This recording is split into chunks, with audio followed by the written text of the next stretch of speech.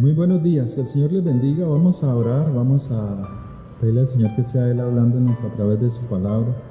Padre, en esta mañana te damos gracias por tu misericordia, te damos gracias por tu fidelidad.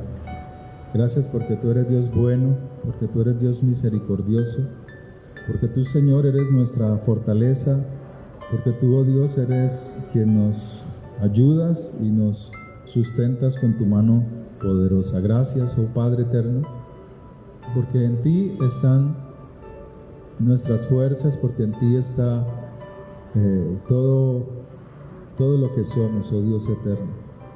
Padre, bendice la congregación, sé tú obrando con tu poder, con tu gracia, sé tú levantando, Señor, a tu pueblo, trayendo, oh Dios del cielo, tu espíritu sobre nosotros, trayendo de tu presencia sobre nuestras vidas, Señor.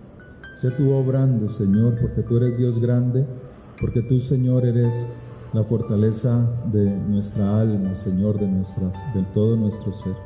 Te pedimos que nos hables, te pedimos, oh Dios, que tu poder, tu palabra, sea hoy en nosotros, que sea hablándonos, Señor, para que tengamos una vida conforme a tu corazón, Señor.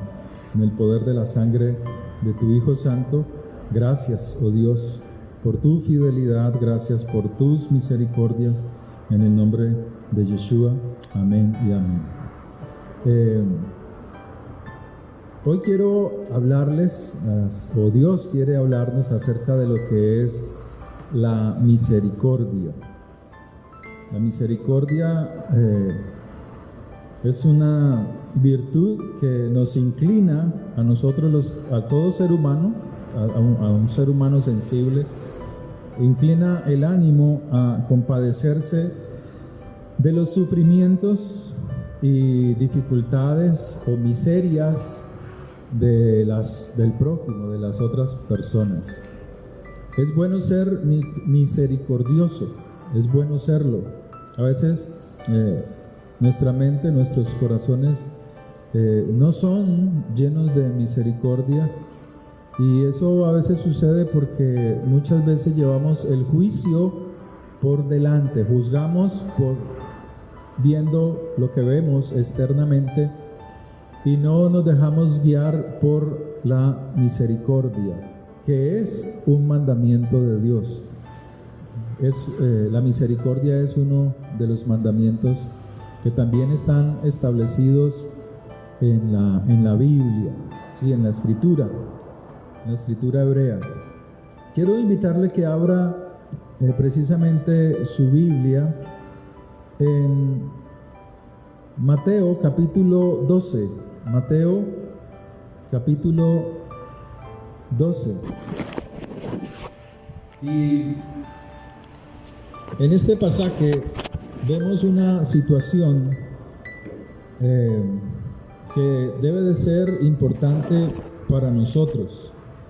A veces leemos los títulos de los pasajes bíblicos. Hay Biblias que traen muchos títulos, pero lastimosamente los títulos que trae las Biblias en esos pasajes distorsionan el mensaje que se propone dar esos versos, ¿sí? Si solamente leemos los títulos, pues es bueno, pero hay que indagar, hay que mirar bien la profundidad del mensaje.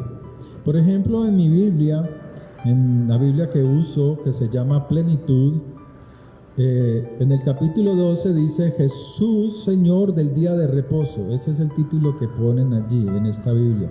No sé cuál sea su título en el capítulo 12. No sé si alguien me lo puede regalar. El título que tenga.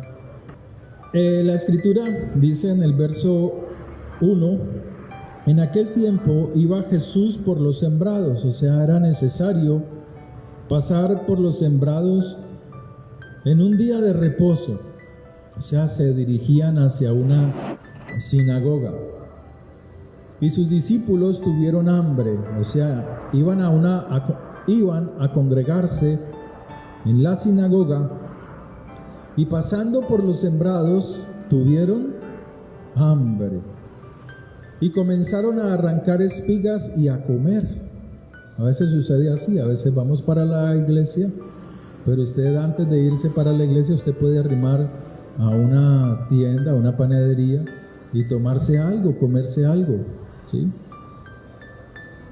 Los discípulos estaban en una situación así, pero ellos estaban en un día sagrado, estipulado por Dios.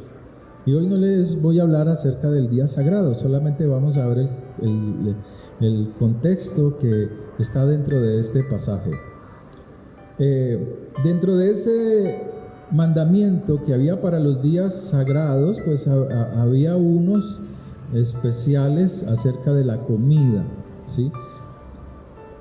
Cuándo se debía comer o si se debía de preparar o no alimentos en ese día. Dice el verso 2, viéndolo los fariseos le dijeron. Si uno mira el pasaje así muy fugazmente, usted se imagina que los fariseos están por allí husmeando en un sembrado de trigo, pero no, está hablando de que ellos dirigiéndose, dice en otra versión, dirigiéndose hacia la sinagoga, era necesario, o sea, ese era el camino, el pasar por el sembrado para llegar a la sinagoga.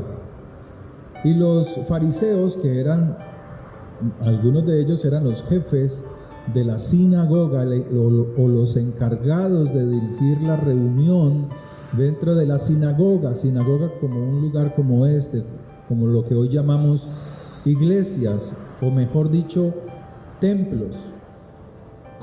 Dice, le dijeron, he aquí tus discípulos hacen lo que no es lícito hacer en el día de reposo. Pero él les dijo, ¿no habéis leído lo que hizo David cuando él y los que con él estaban tuvieron hambre? Está hablando de primer libro de Samuel, cuando David huía de Saúl con cierta cantidad de hombres y llegaron a cierto lugar donde estaba establecido la tienda del tabernáculo o la suca, no completamente, pero allí estaban unos sacerdotes, allí habían unos sacerdotes, y pues estos sacerdotes alimentaron en la huida de David, de Saúl, David huyendo de Saúl, alimentaron tanto a David como a sus hombres. Y Jesús está mencionando este suceso, lo está registrando aquí. Y él sigue diciendo, cómo David entró en la casa de Dios y comió los panes de la proposición, o sea, los panes que solamente los sacerdotes podían comer, panes que se consagraban, duraban unos días allí en la mesa de los panes, y al cambiarse los panes, los sacerdotes podían tomar los panes que salían de la mesa, podían comerlos, y entraban otros panes frescos a la mesa. Entonces aquí está mencionando esto, no como entró en la casa y comió los panes de la proposición, que no les era lícito comer ni a él ni a los que con él estaban, sino solamente a los sacerdotes. ¿Sí?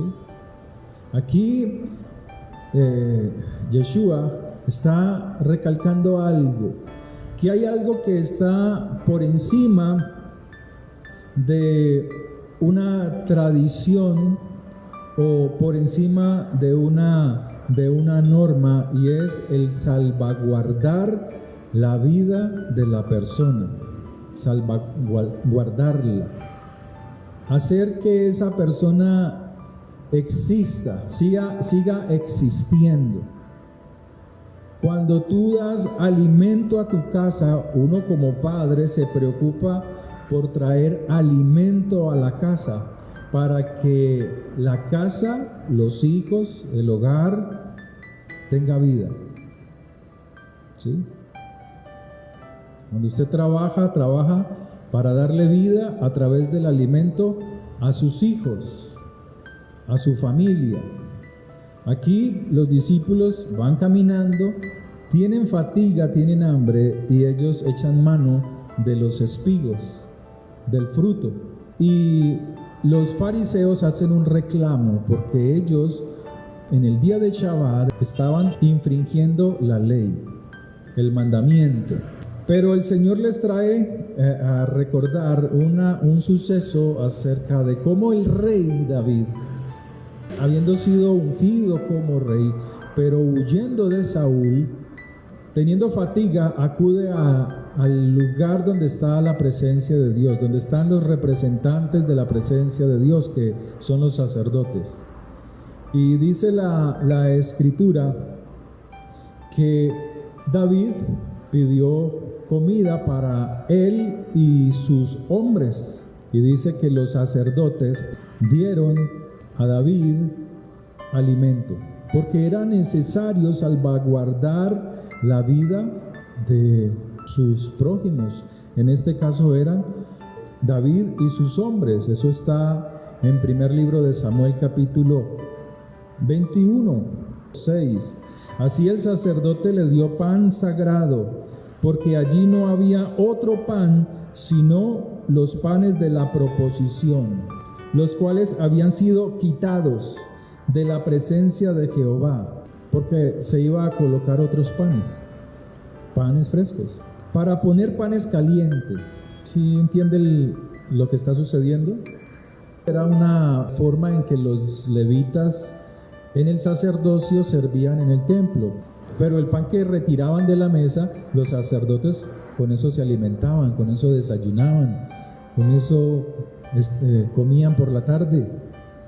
Pero volviendo aquí a Mateo capítulo 12, el Señor sigue hablando, diciendo en el verso 5: ¿O no habéis leído en la ley cómo en el día de reposo los sacerdotes en el templo profanan el día de reposo y son sin culpa?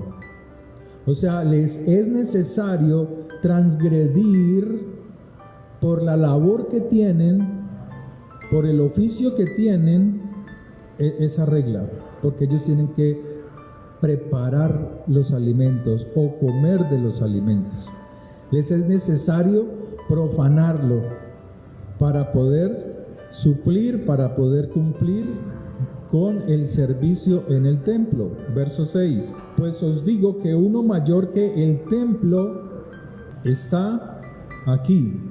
Verso 7: Y si supieses qué significa misericordia quiero y no sacrificio, no condenaríais a los inocentes que guardan el Shabbat, porque el Hijo del Hombre es Señor del día de reposo.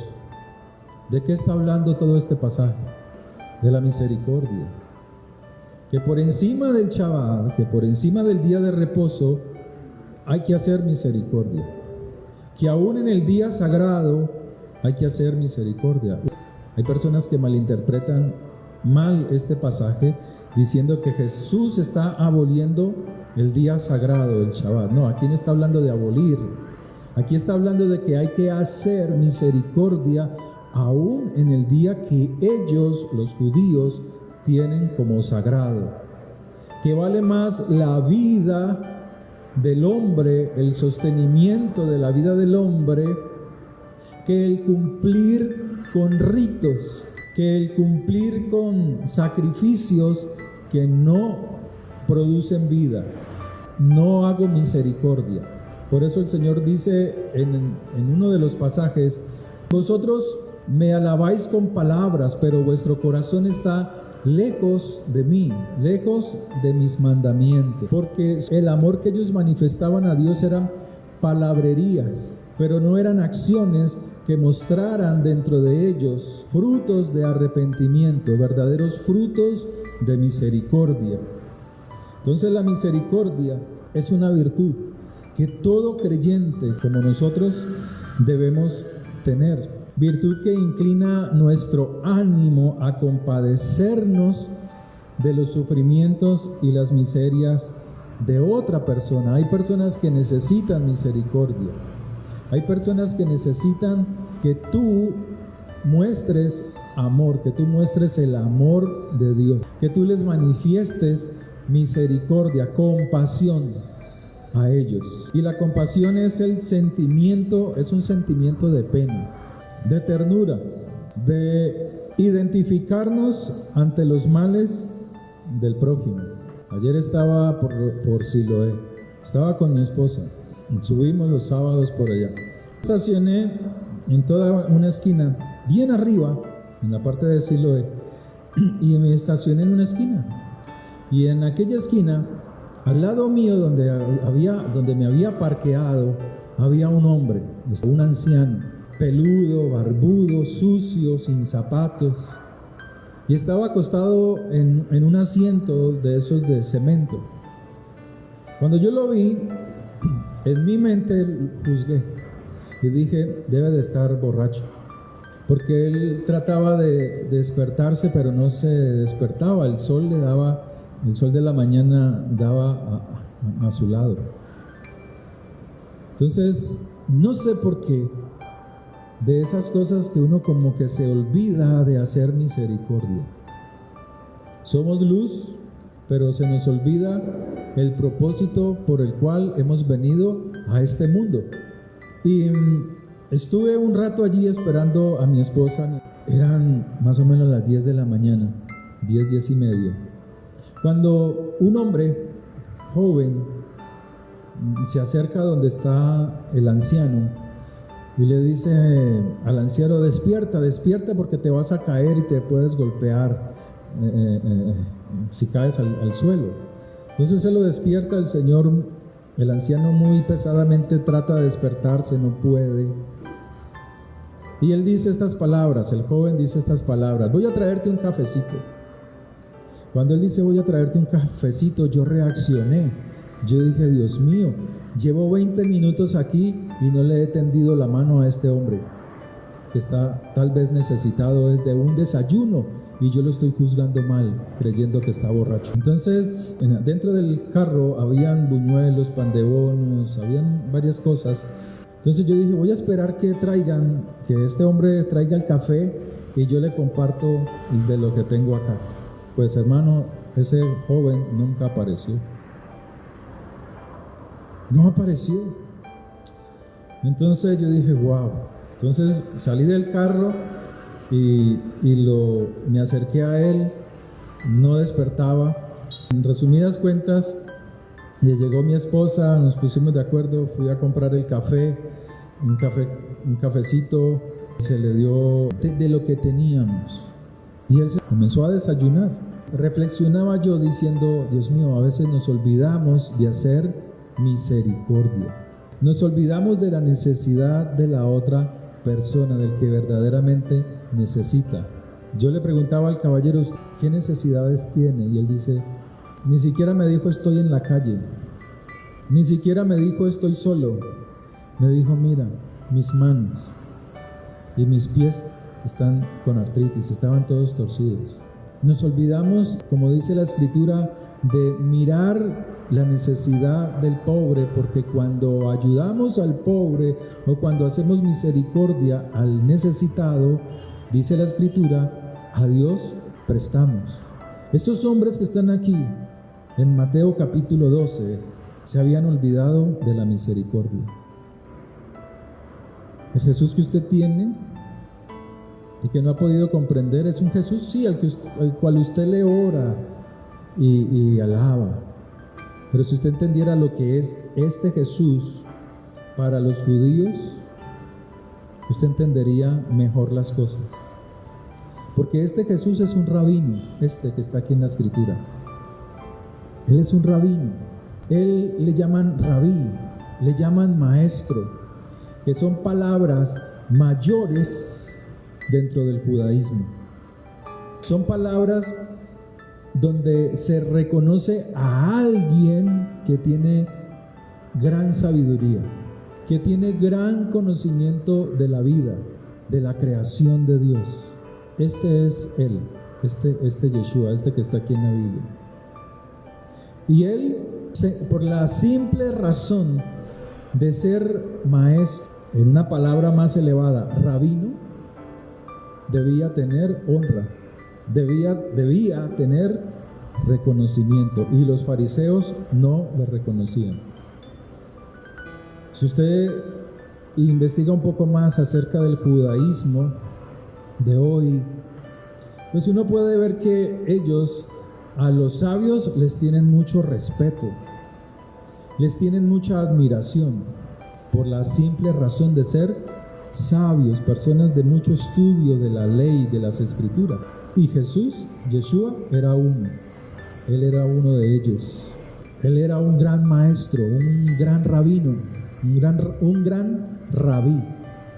Si miramos más todo este pasaje, el Señor dice: si supieras lo que significa, les está dando una enseñanza, les está mostrando algo que ellos no están viendo, que la misericordia es más importante que el sacrificio, cuando el sacrificio no tiene arrepentimiento. Razón decía el Señor en Isaías 58: clama a voz en cuello, no te detengas. O sea, es un llamado de atención. Alza tu voz como mensajero, como voz de trompeta, y anuncia a mi pueblo sus rebeliones, y a la casa de Israel, de Jacob, su pecado, que me buscan cada día y quieren saber mis caminos. Eso es bueno, pero Él dice, ¿por qué rechaza esto? Porque Él dice que quieren conocer mis caminos como gente que hubiese hecho justicia y que no hubiese dejado la ley de Dios, los mandamientos. Me piden justos juicios, o sea, me piden misericordia. Señor, ten misericordia de mí. Señor, ten misericordia de mí, dice este pueblo.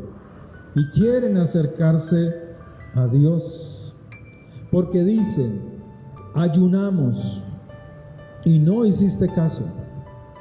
Humillamos nuestras almas y no te diste por entendido.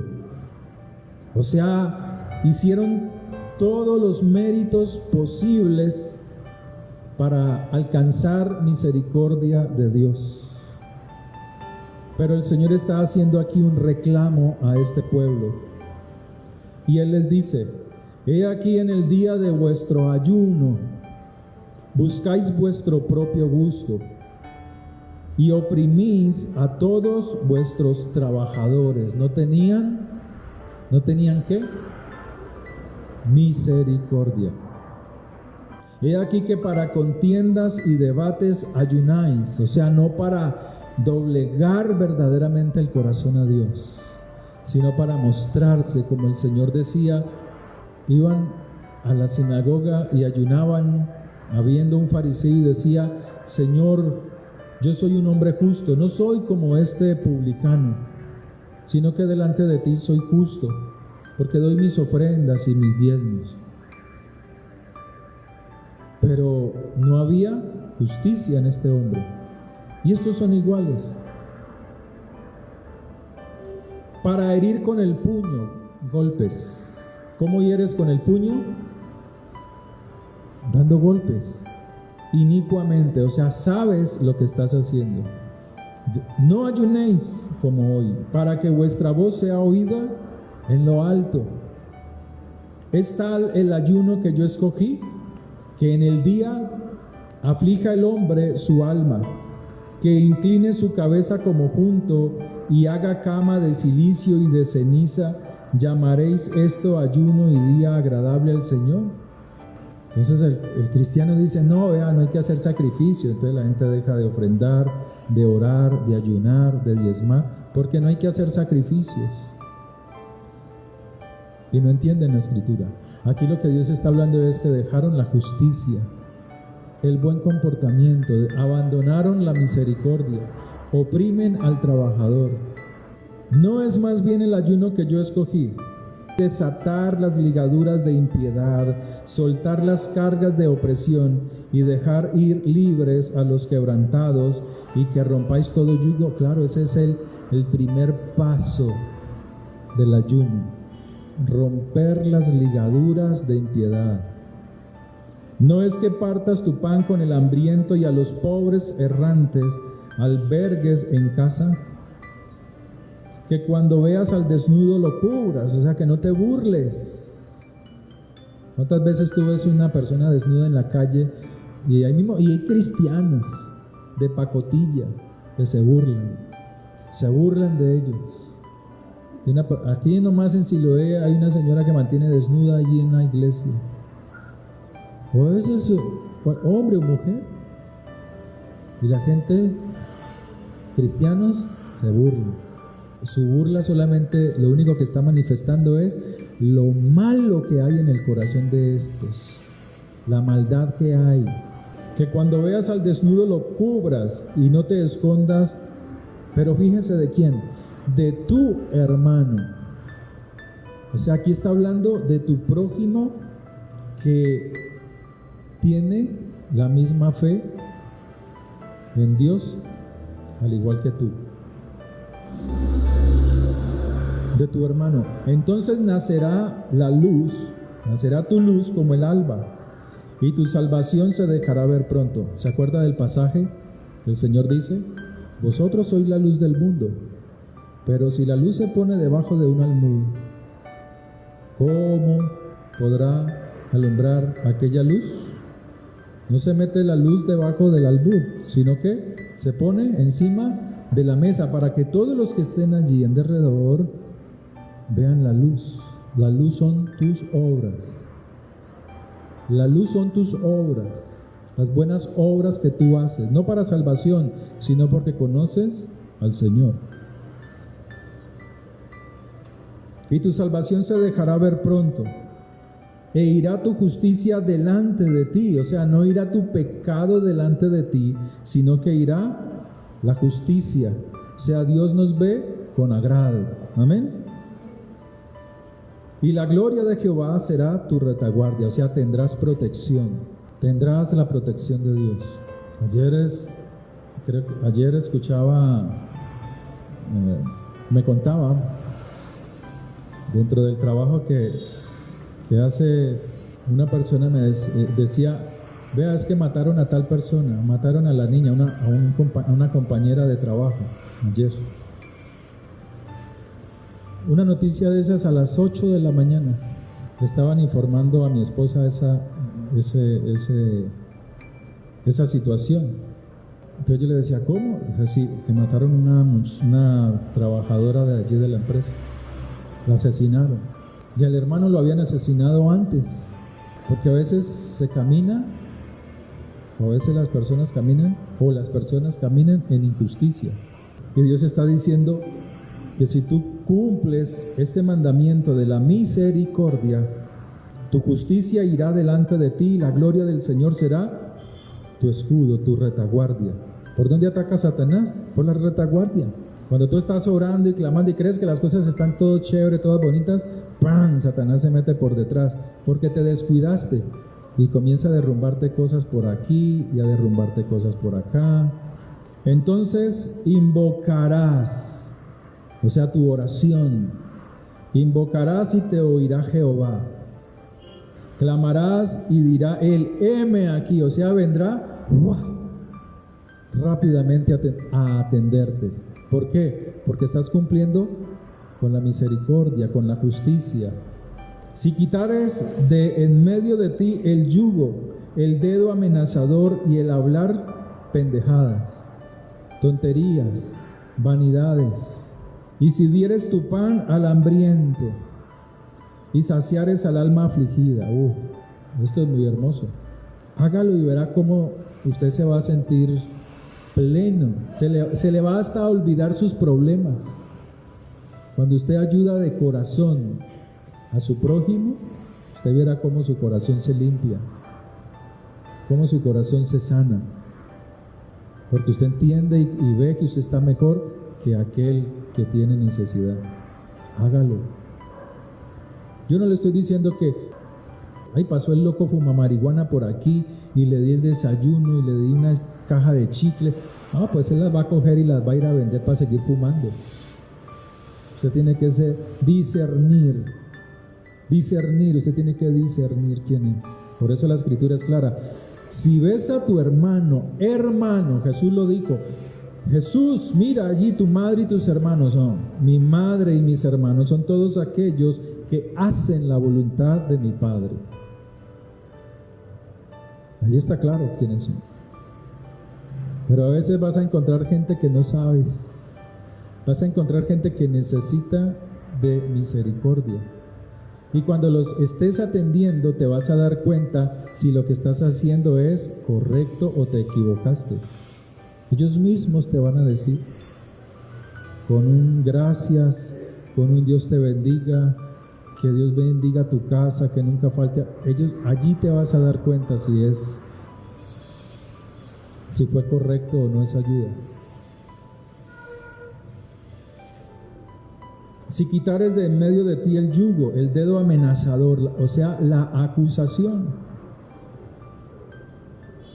y el hablar vanidad, y si dieres tu pan al hambriento y saciares el alma afligida, en las tinieblas nacerá tu luz y tu oscuridad será como el mediodía. Mira lo que está diciendo. O sea que cuando tú haces esto, se te aclara la mente, se te aclara los pensamientos. Dejas de ver tu problema como algo que no puedes soportar y empiezas a fortalecer tu confianza en Dios. Este hombre que vimos en Siloé no solo necesitaba el pan, el alimento físico, sino que también se alimentó con la palabra.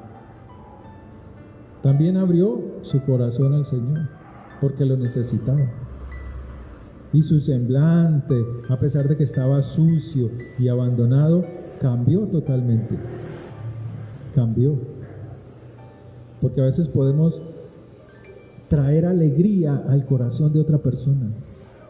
Olvidamos que somos instrumentos para traer alegría a alguien que está afligido, a alguien que está en angustias.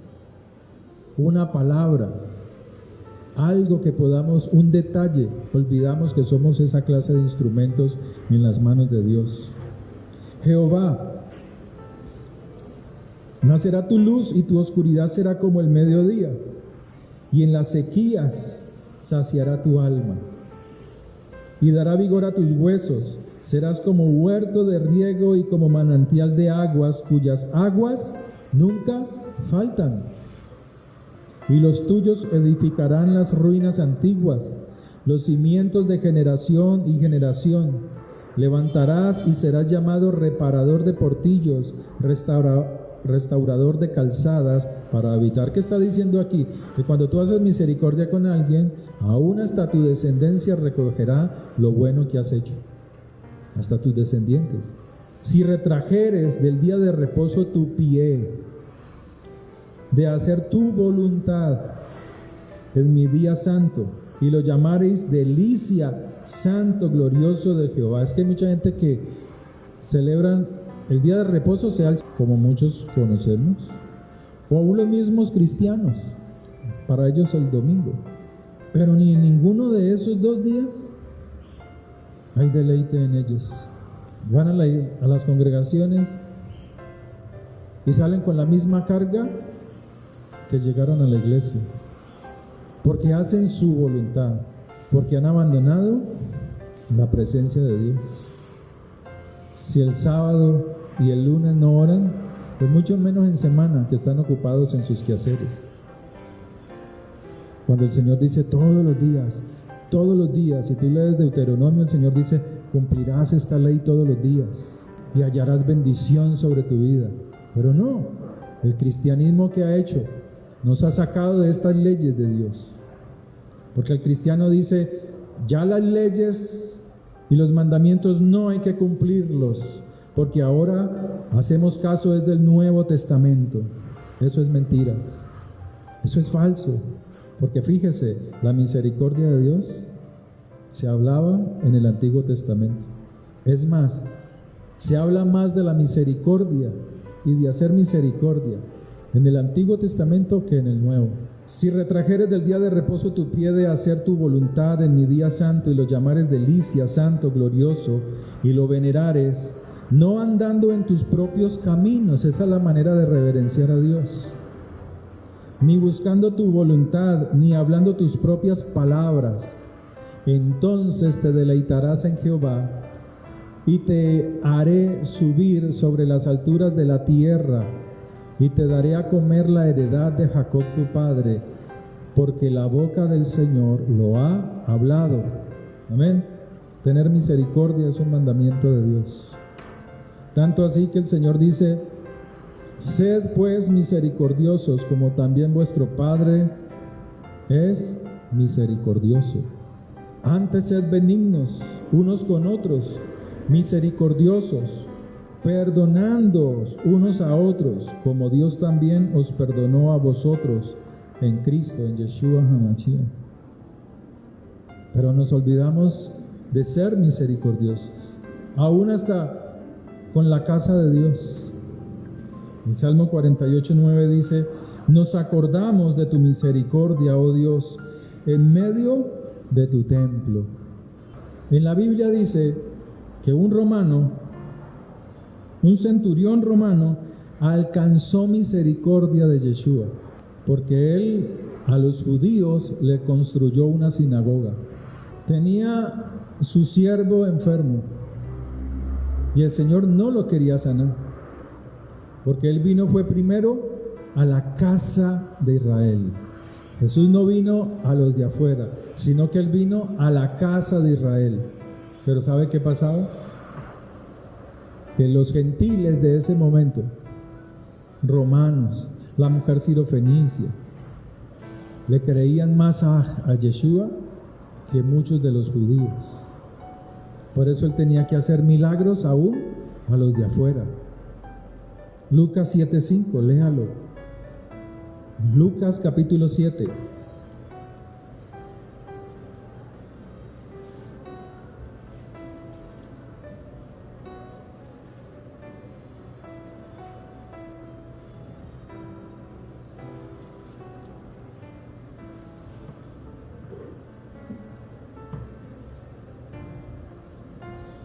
Verso 1, leámoslo desde el verso 1 para ir terminando. Después que hubo terminado todas sus palabras, ¿qué está diciendo?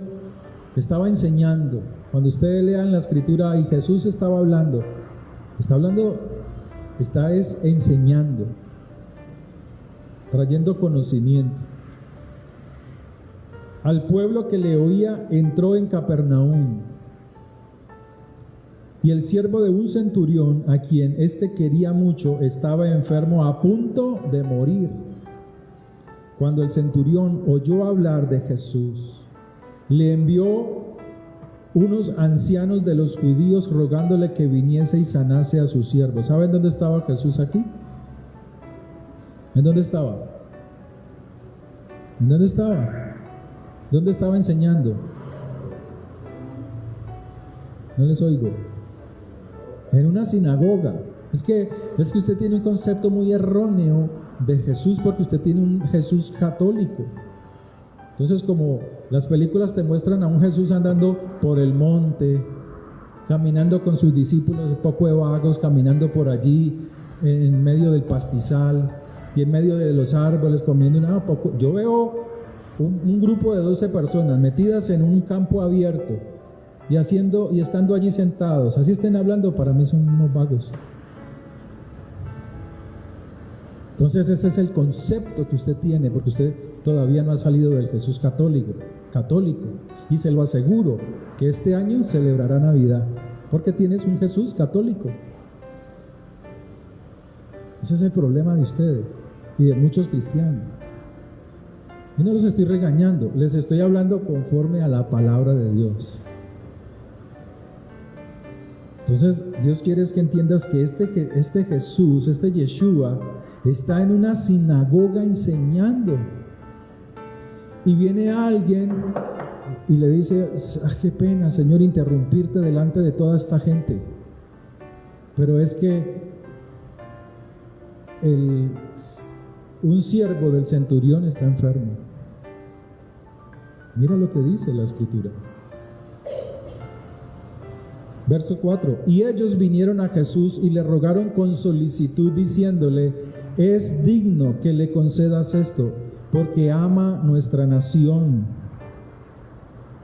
O sea, Jesús no quería sanarlo, dice, y le rogaban que lo sanara, que viniera con ellos. Le rogaban, o sea, él no quería hacerlo. ¿Por qué? Porque él vino primero a la casa de Israel. Pero estos le muestran a Jesús que él hizo un mérito, o sea, tenía fe en el Señor, tenía fe en las Escrituras. Sabía que en las sinagogas había palabras sabias. Hay que meternos en la palabra de Dios. Y aquí dice, porque ama a nuestra nación. ¿Cómo se llama esta nación? ¿Cómo se llama esta nación que está diciendo aquí? Israel, hermano, nación. Israel, porque ama a Israel. ¿Cuántos cristianos odian Israel? ¿Sabe por qué los cristianos aman a Israel? Aman es la tierra, pero no aman la gente de Israel. Pero aquí, siguiendo en el tema, dice la escritura, que ellos le dijeron: es digno que le concedas esto porque ama a nuestra nación. ¿Cómo lo demostró? Nos edificó una sinagoga. ¿Cómo demostró su amor a Israel? Edificando una sinagoga, porque en la sinagoga es donde se concentraban los judíos a escuchar sabiduría. Jesús fue con ellos, pero cuando ya no estaban lejos de la casa, el centurión envió a él unos amigos diciéndole: Señor, no te molestes, pues no soy digno de que entres bajo mi techo. O sea, era respetuoso con el Señor. Sabía que su vida no era muy conforme a las leyes de los judíos o de Dios. Por lo que ni aún me tuve por digno de venir a ti. O sea, él mandó gente. Pero di, suelta la palabra y mi siervo será sano. Porque también yo soy hombre puesto bajo autoridad y tengo soldados bajo mis órdenes. Y digo a este: ve y va, y al otro: ven y viene, y a mi siervo: hace esto y lo hace. Al oír esto, Yeshua se maravilló de él, o sea, de su fe en él. Y volviéndose dijo a la gente que le seguía: os digo que ni aún en Israel he hallado tanta fe como la he hallado en este hombre. Al regresar a casa, los que habían sido enviados hallaron sano al siervo que había estado enfermo. Wow. O sea, el Señor hizo misericordia en la vida de este romano. Pero porque este romano también entendía que el manifestar misericordia a los judíos, construyéndoles su sinagoga, aunque habían muchas, también era un acto de hacer misericordia. Por eso el Señor dice en Mateo capítulo 5, en el verso 7 dice: bienaventurados los misericordiosos. ¿Por qué? Porque el hacer misericordia hace que tú alcances misericordia. O sea, hay momentos en nuestra vida que necesitamos de la misericordia de Dios. Señor, ayúdame. Señor, ten misericordia de mí. Señor, suple a esta necesidad, a este anhelo, ten misericordia de mí. Pero si cuando has tenido la oportunidad de suplir bajo la misericordia la necesidad de otro y cierras tu corazón, entonces ¿cómo podemos alcanzar misericordia? El Señor entendía que este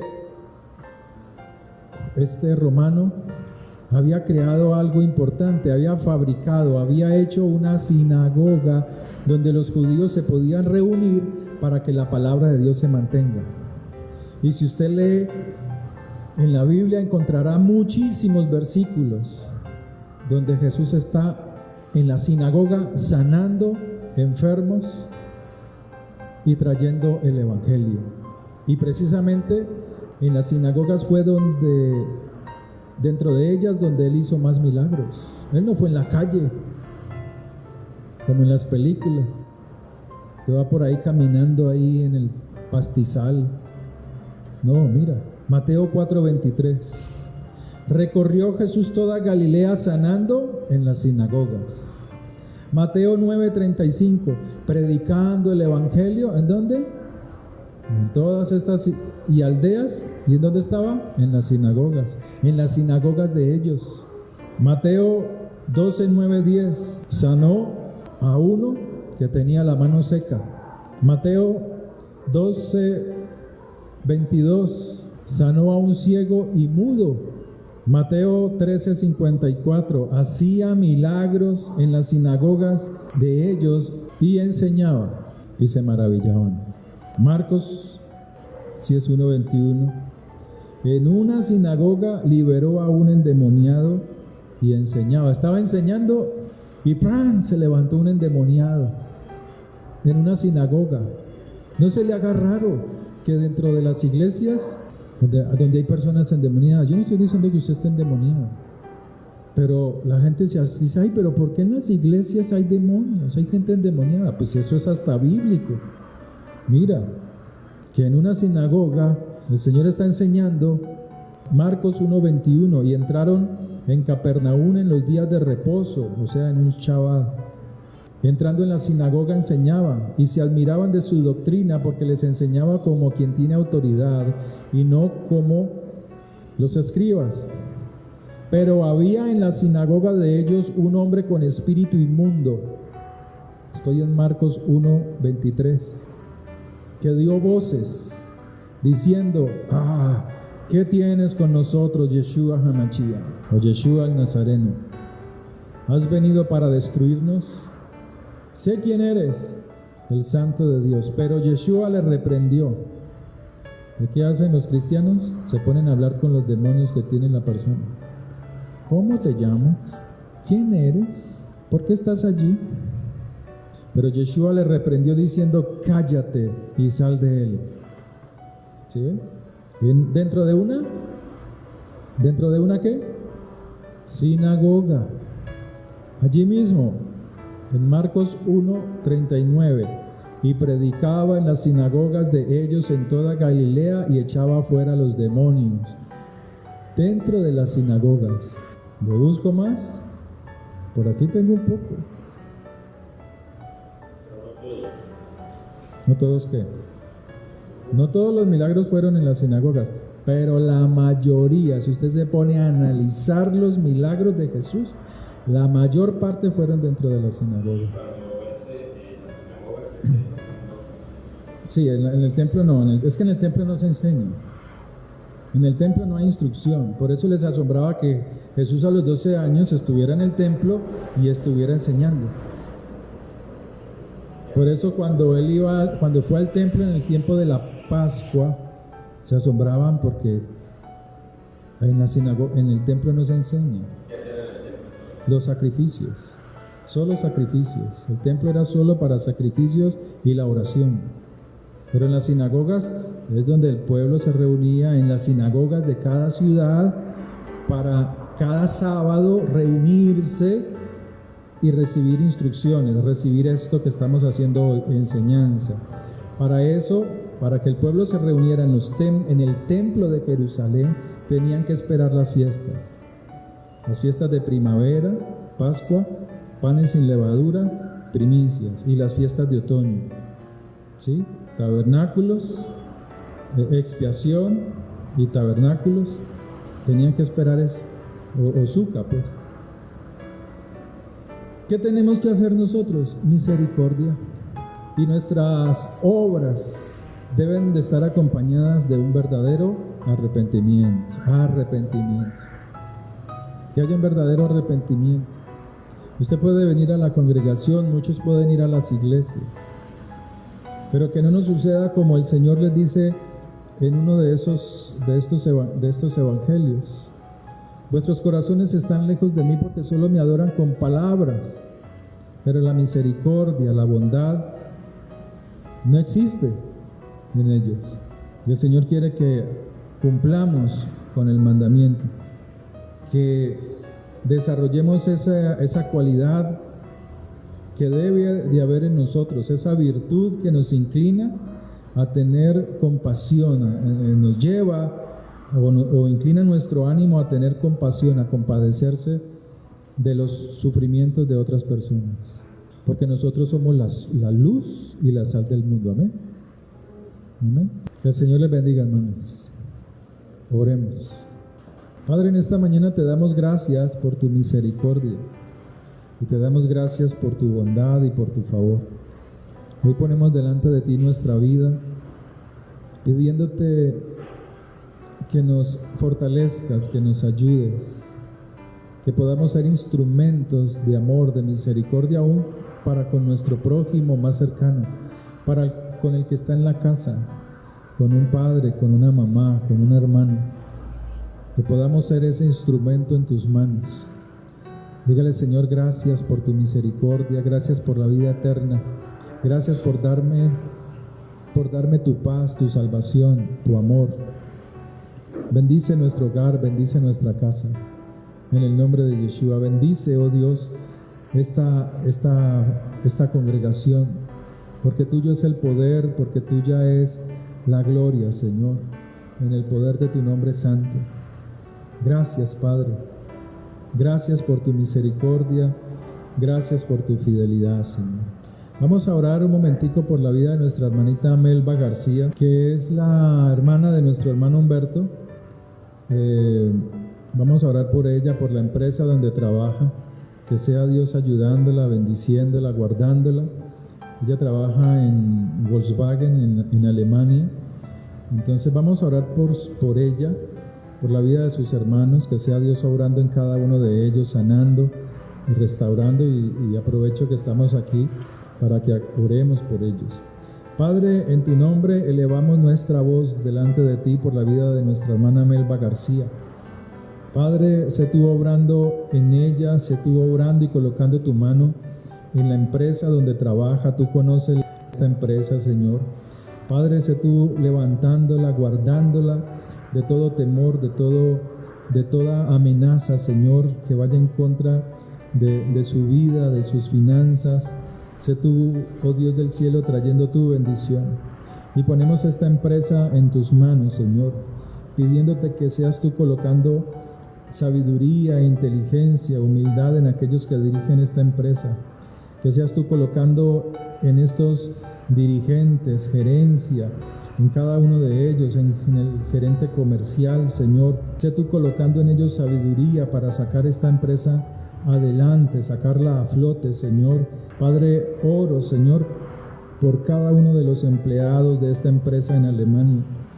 Te pido que seas tú obrando en ellos, guardándolos, ayudándolos, fortaleciéndolos y trayendo tu luz, el poder de tu palabra a sus corazones, Padre eterno. Te pido que los ayudes. Te pido que seas tú supliendo a sus necesidades espirituales, financieras, oh Dios del cielo. Padre, que sea roto en sus mentes todo temor, todo miedo, toda duda, y que seas tú fortaleciéndolos. Que tu palabra corra en ellos también, en cada uno de estos empleados, Señor, de esta empresa Volkswagen en Alemania, Señor. Ayúdalos, Señor, y fortalécelos a sus familias, sus hijos, sus esposas, esposos, sus hijas.